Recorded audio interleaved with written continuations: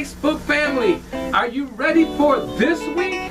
Here on Maestro Nighttime Devotion, I am dedicating this whole week to Black History Month. So, are you ready to get some knowledge, some wisdom, and get educated in your history, your Black history? Come on, so you can find out where you came from and what you possess. Let's get this history.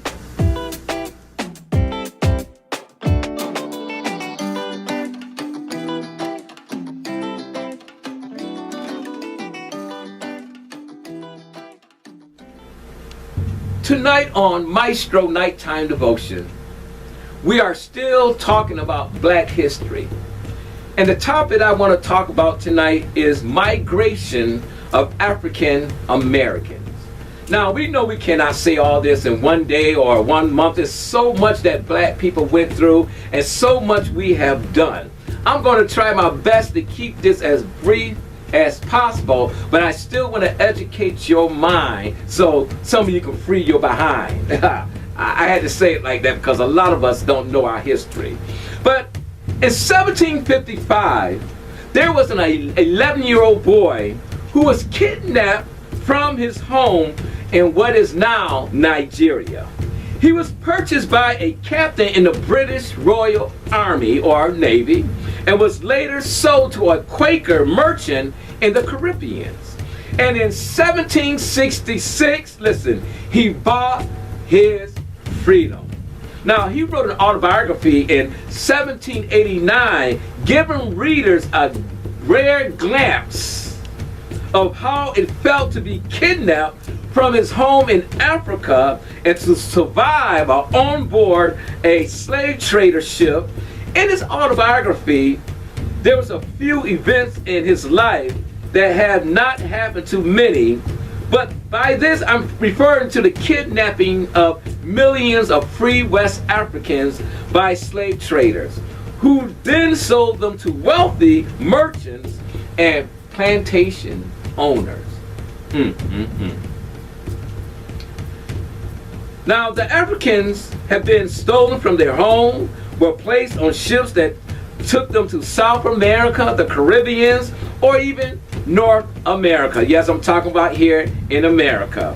This trip across the Atlantic Ocean was known as, come on, you know what it was called? The Middle Passage. Conditions for the capture of men, women, and children aboard the ship were horrible. Up to 1,000 people would have to survive for 2 to 5 months on a large ship, in quarters so tight that they could barely move. Even though it was large, it was still small. Woo! Besides being cramped, and there was no window, the ventilation was bad, or they were just in the position where they were just getting sick, and there was diseases on that ship, and food was limited. Violence, torture, and women being raped, that was common. And he also said the closeness of the place and the heat of the climate added to the number in the ship, which was so crowded that each had no room to turn himself. They almost suffocated. This produced so many sickness, so that the air soon became unfit for them to breathe. From a various of smells, because people were dying, body odor. I mean, people's bodies were just decaying because the slave traders just left them there to die, and later on came and got them and threw the dead over into the sea. And you even had some Africans who, when they found a way that they can escape, they would jump into the water, they would jump into the sea, jump into the ocean, because they'd rather be dead than be captured or be confined in that place. Now, those who did survive the Middle Passage were sold at an auction upon arrival in their new country. These former free people are now enslaved, the property of another person. The first African American who were those that arrived in Jamestown, Virginia, as indentured servants in 1619. Now, indentured servants were laborers who were under contract or indentured to work for another person for a set number of years. And when the contract expired, the laborer, the slave, was free. Woo, but later, the Africans who were brought to America arrived as slaves.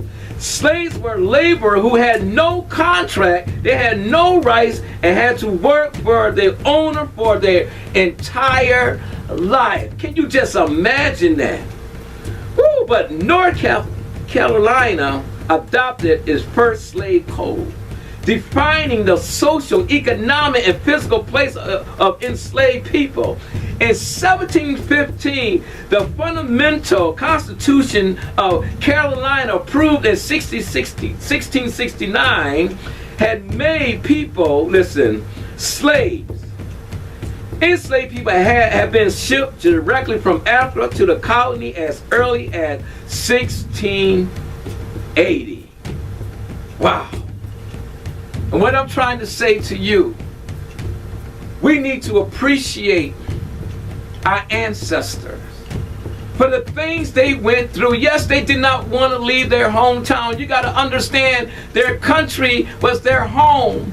But we got to realize this. We say Black Lives Matter. But you know what?